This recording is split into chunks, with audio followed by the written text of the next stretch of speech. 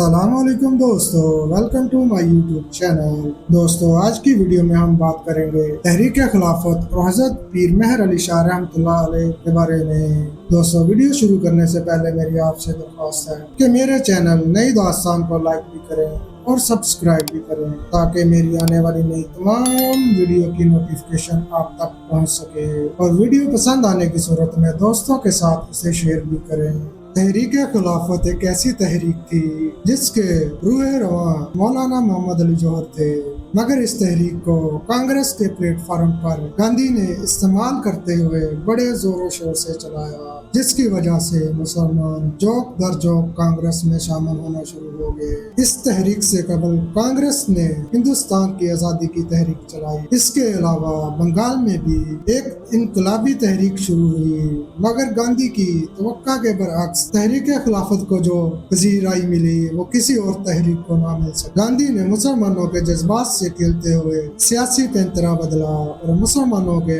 بڑھتے ہوئے جذبات کو اپنے مقاصد کے لیے استعمال کرتے ہوئے تحریک خلافت کی حمایت کی، مگر در پردہ وہ انگریز فوجوں کو ہندوستانی سپاہی فراہم کر رہا تھا۔ گاندھی کے اس شرمناک منصوبے کی حمایت ان نام نہاد مولویوں نے بھی کی جو اس وقت کانگریس میں شامل تھے، جس کی بدولت ہزاروں مسلمان موت کے منہ میں دھکیل دیے گئے۔ گاندھی نے مسلمانوں کو ہندوستان سے باہر نکالنے کا شرمناک منصوبہ بنایا اور اس تحریک کی آڑ میں مسلمانوں کو ہندوستان سے ہجرت کرنے کا مشورہ دیا، جس کے نتیجہ میں ہزاروں مسلمان ہجرت کر گئے۔ حضرت پیر مہر علی شاہ رحمۃ اللہ علیہ کو جب مسلمانوں کی ہجرت کا علم ہوا، آپ رحمۃ اللہ علیہ نے اس ہجرت کا کتاب و سنت کی روشنی میں کوئی جواز نہیں ہے، اور شرعی دلائل بھی مسلمانوں کی اس ہجرت کو کوئی ٹھوس ثبوت فراہم نہیں دے۔ اس قسم کی ہجرت کو صحابہ کرام رضی اللہ تعالی عنہم کی ہجرت سے کسی بھی صورت تشبیہ نہیں دیا جا سکا،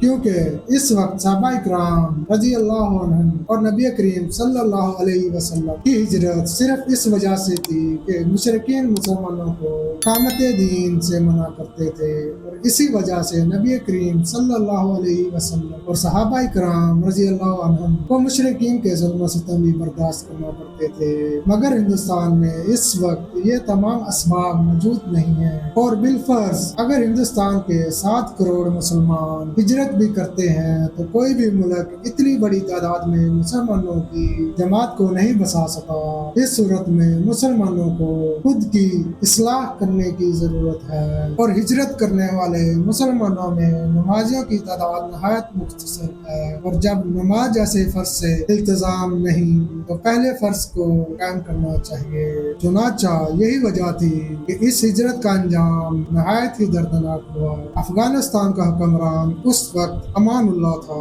اس نے جب مسلمانوں کی ایک بڑی تعداد تو مسلمانوں کے ان رہنماؤں جنہوں نے ان مسلمانوں کو ہجرت پر آمادہ کیا تھا، ان مسلمانوں کی واپسی پر آمادہ کرنا شروع کیا۔ اب جبکہ یہ مسلمان جو اپنی زمینوں، مکانوں اور جائیدادوں کو کم قیمت پر بیچ کر ہجرت کر آئے تھے، واپسی پر بہت غمگین ہو گئے، اور ان کی زمینیں، مکان اور جائیداد جو کہ ہندوؤں نے کانگریسی رہنماؤں کی ماں پر خرید لی تھی، کسی بھی صورت واپس کرنے کو تیار نہ ہوئے۔ اس ہجرت کی بنا پر افغانستان کے مسلمانوں کو ہندوستانی مسلمانوں سے ایک شکوے پیدا ہو گئے، اور یوں گاندھی کی یہ چال کامیاب ہوئی اور مسلمانوں کو خوار کرنے میں کامیاب ہو گئی۔ مسلمانوں کے اس پرفتن دور میں حضرت پیر مہر علی شاہ رحمۃ اللہ علیہ نے مسلمانوں کی اخلاقی، مذہبی اور روحانی بہبود کا منصب سنبھالا اور ان کی رہنمائی کرنا شروع کی۔ یہی وجہ ہے کہ آپ رحمۃ اللہ علیہ کے اقدامات اور ارشادات اور مشورے انہی خطوط کی روشنی میں ہوئے۔ جنگ عظیم اول کے دوران ایک انگریز افیسر آپ رحمۃ اللہ علیہ کی خدمت میں حاضر ہوا، کہنے لگا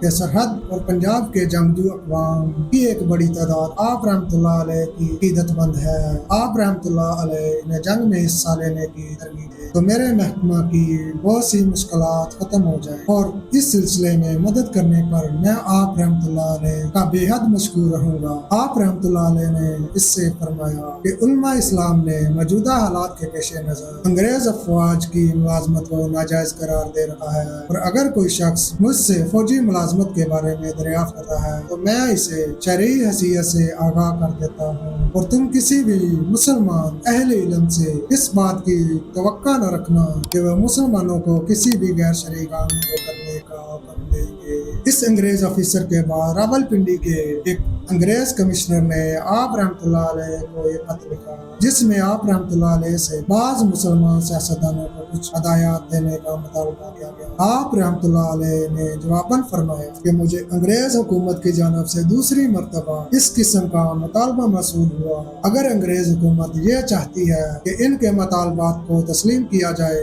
تو سب سے پہلے وہ مقامات مقدسہ مکہ و مدینہ، بغداد شریف اور بیت المقدس پر اپنا تسلط ختم کرے، ورنہ دین اسلام سے ہٹ کر انگریز حکومت کے پیغام کی تعمیل بالکل ممکن نہیں ہے۔ حضرت پیر مہر علی شاہ رحمۃ اللہ علیہ انگریزوں کی سازشوں سے بخوبی آگاہ تھے، اور ان کی نظریں ہندوستان کی بدلتی ہوئی سیاسی فضا کو دیکھ رہی، اور وہ یہ جانتے تھے کہ کانگریسی لیڈروں نے بھی ہندوستان کے جذباتی مسلمانوں کو کس طرح تحریک خلافت پر ابھارا اور مسلمانوں کو برباد کرنے میں کوئی کسر نہ چھوڑی۔ آپ رحمۃ اللہ علیہ اس بات سے بھی بخوبی آگاہ تھے کہ جس سرزمین کے لیے مسلمان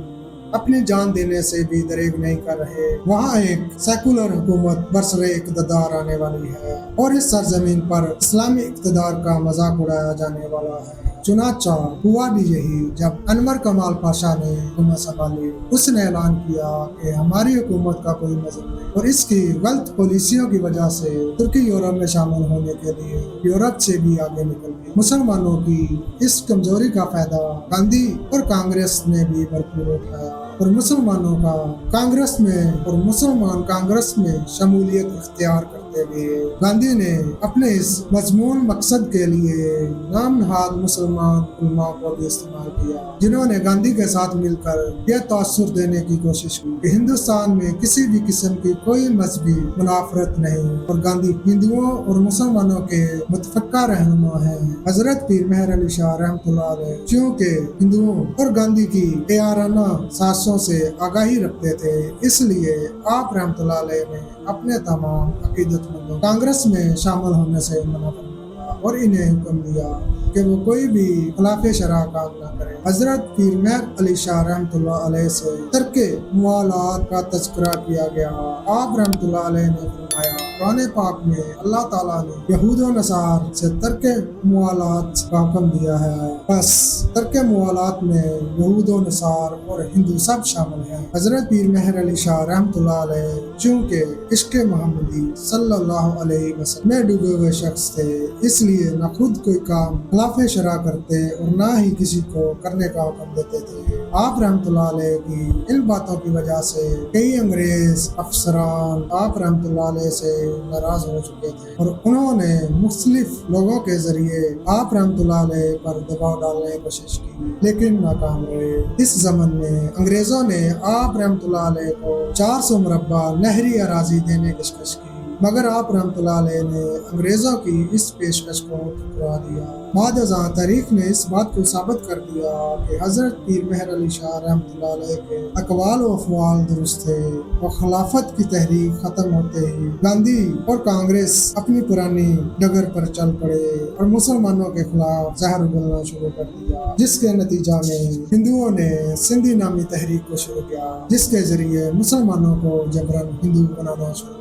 وہ مسلمان جنہوں نے حضرت پیر مہر علی شاہ رحمۃ اللہ علیہ کے فرمودات اور نصیحتوں کو نظر انداز کر دیا تھا، وہ اب افسوس کرتے بھی رہے تھے، لیکن اب کیا فائدہ تھا جب ہزاروں مسلمان بے گھر ہو چکے تھے اور ہزاروں جبری طور پر ہندو بنائے جا چکے تھے۔ حضرت پیر مہر علی شاہ رحمۃ اللہ علیہ کا تحریک خلافت کے بارے میں موقف کس قدر درست تھا، یہ ہمیں تاریخ کے مطالعے سے معلوم ہوتا ہے، کیونکہ جب ترکوں نے خلافت ختم کرنے کا فیصلہ خود کر لیا تھا، تب ہندوستان کے مسلمانوں کو اس تحریک کا کوئی جواب نظر نہ آتا تھا۔ یہی وجہ ہے کہ ان نام نہاد علماء کا بھی کوٹ کھل گیا، جنہوں نے ہندوؤں کے ساتھ مل کر جہاد کا اور ہجرت کا فتویٰ دیا، جبکہ حضرت پیر مہر علی شاہ رحمۃ اللہ علیہ کا موقف شرعی موقف تھا، اور ایسے موقع پر جہاد اور ہجرت کا کوئی شرعی مقصد نہیں۔ तहरीक खिलाफत की हमायत में मौलाना मोहम्मद अली जौहर का नाम भी पेश था और आप तहरीक खिलाफत की हमायत के लिए हजरत पीर मेहर अली शाह रहमतुल्लाह अलैह को कॉल करने के लिए गोलड़ा शरीफ भी गए थे, मगर काफी देर बहस व मुबासे के बाद आप रहमतुल्लाह अलैह को कायला कर सके। अब मौलाना मोहम्मद अली जौहर पर भी हकीकत आश्कार हो चुकी। चुनाचा उन्होंने कांग्रेस से फौरन अलहदगी इख्तियार कर ली और बाद अज़ां मुसलमानों की अक्सरियत की जबान बंद कर दी। इस मौका पर हजरत पीर मेहर अली शाह रहमतुल्लाह तआला अलैह के कुछ अशार। ऐ सामरी वक्त गांधी है तेरा नाम, कहते हैं नसारी का तुझे बंदा बेदा, हिंदू को मुसलमान से लड़ाना है तेरा काम, हमको नजर आता है जो होगा तेरा। दोस्तों आज की वीडियो में बस इतना ही, मिलेंगे एक नई वीडियो के साथ, तब तक अपना बहुत सारा ख्याल रखिएगा। अल्लाह हाफिज़।